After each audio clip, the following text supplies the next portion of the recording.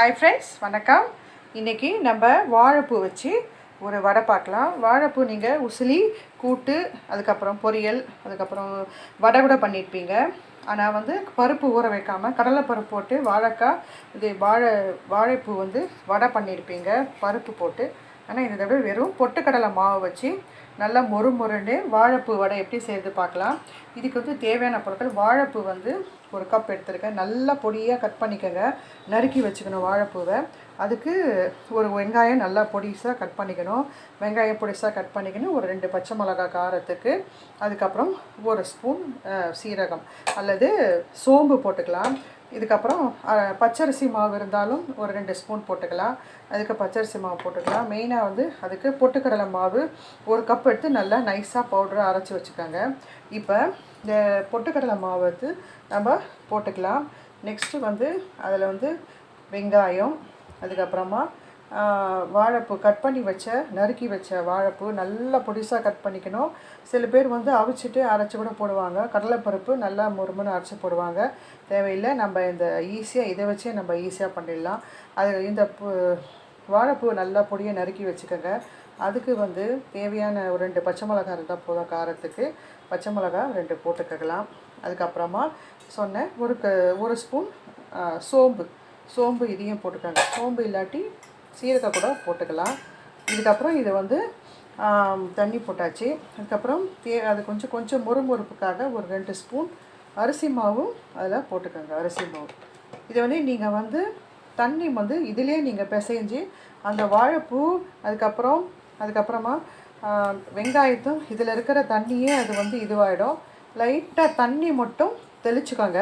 தண்ணி மட்டும் லைட்டாக தெளித்து அதை வடை மாதிரி தட்டி போடலாம். இப்போ நான் இதை பிசைஞ்சு உங்களுக்கு காட்டுறேன். லைட்டாக அப்படி தண்ணி போட்டு பிசைஞ்சு காட்டுறேன்.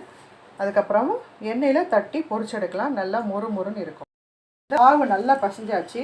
இப்போ இதுக்கு இன்னும் கொஞ்சம் மொறுமொறுப்பு வேணும் அப்படின்னு தேவைப்பட்டால் கார்ன்ஃப்ளவர் மாவு, அதையும் கொஞ்சம் கார்ன்ஃப்ளவர் அதாவது சோள மாவு, அதையும் ஒரு 2 ஸ்பூன் போட்டு நல்லா பிசைஞ்சுக்கோங்க. இப்போ நம்ம வடை மாதிரி தட்டி இது பண்ணிக்கலாம். அது கொஞ்சம் டைட்னஸ் வரும். அதே சமயத்தில் நல்ல ஒரு சப்போர்ட்டிக்காக இருக்கும்.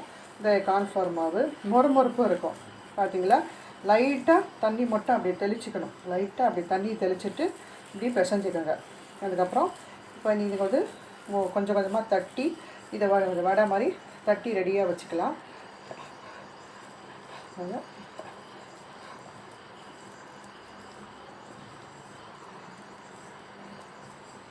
வர மாதிரி தட்டி அது வச்சுக்கோங்க.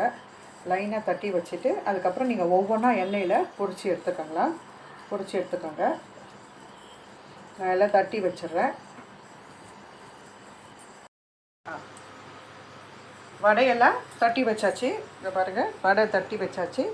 இதை நீங்கள் இப்போயே பொரிக்கலாம், இல்லாட்டி ஒரு 5 நிமிஷம் ஃப்ரிட்ஜில் வச்சுட்டு ஒரு 5 மினிட்ஸ் ஃப்ரிட்ஜில் வச்சுட்டு பொரிக்கலாம். அப்போயே நல்லா மொறுன்னு இருக்கும். இப்போயே பொரிச்செடுக்கவும் பார்க்கலாம். நெக்ஸ்ட்டு இப்போ நம்ம பொரிச்சு எடுத்துடலாம். எண்ணெய் சட்டி வச்சாச்சு. இப்போ எண்ணெய் சட்டி வச்சாச்சு. இப்போ இந்த வடை மாவு இந்த பிசைஞ்சு வச்ச வடையை நம்ம ஒன்றா போட்டலாம். ஒன்று சொல்ல மறந்துட்டேன், கொஞ்சம் கருவேப்பிலையும் கொத்தமல்லியும் இருந்தால் அதையும் போட்டு பிசைஞ்சிக்கோங்க. இப்போ நம்ம அந்த வடையை ஒரு 5 நிமிஷம் நான் ஃப்ரிட்ஜில் வச்சேன். வைக்கலனாலும் பரவாயில்ல, நீங்கள் தட்டிட்டு உடனே சுட்டாலும் நல்லா மொறுன்னு தான் இருக்கும். இப்போ நம்ம எண்ணெயில் போட்டுடலாம்.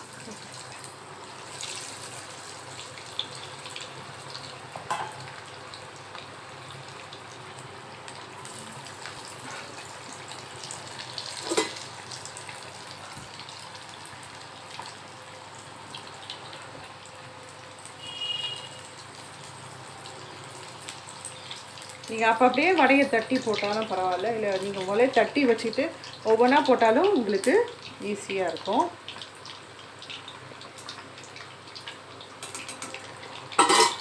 வடை நல்லா செவக்கட்டும். மெல்லமாக திருப்பி போடுங்க. செவந்தாச்சு, வடை செவந்துடுச்சு. நான் எடுத்துடுறேன்.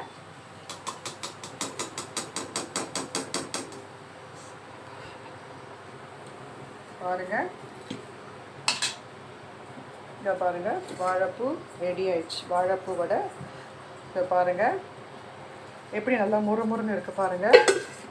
இங்கே பாருங்க, இதை நீங்கள் மத்தியானம் லஞ்சுக்கும் வச்சுக்கலாம், இல்லாட்டி ஈவினிங் ஸ்நாக்ஸாகவும் வச்சு நீங்கள் சாப்பிட்லாம். நல்லா மொறுமொறுன்னு இருக்கும். உங்களுக்கு நல்லா உடச்சி காட்டுறேன் பாருங்கள். எப்படி இருக்குது பாருங்கள் மொறுமொறுன்ட்டு. ஓகே ஃப்ரெண்ட்ஸ், இந்த வீடியோ பிடிச்சிருந்தா லைக் பண்ணுங்கள், ஷேர் பண்ணுங்கள். நீங்களும் அதை வீட்டில் ட்ரை பண்ணி பாருங்கள். தேங்க்யூ ஃபார் வாட்சிங். வாழைப்பூ வடையை அதிகமாக நம்ம சாப்பாட்டில் சேர்த்துக்கங்க. அது எந்த விதமாக வெரைட்டியாக பண்ணி கொடுத்தாலும் நல்லது நம்ம எல்லாருக்கும். ஓகே, தேங்க்யூ ஃபார் வாட்சிங்.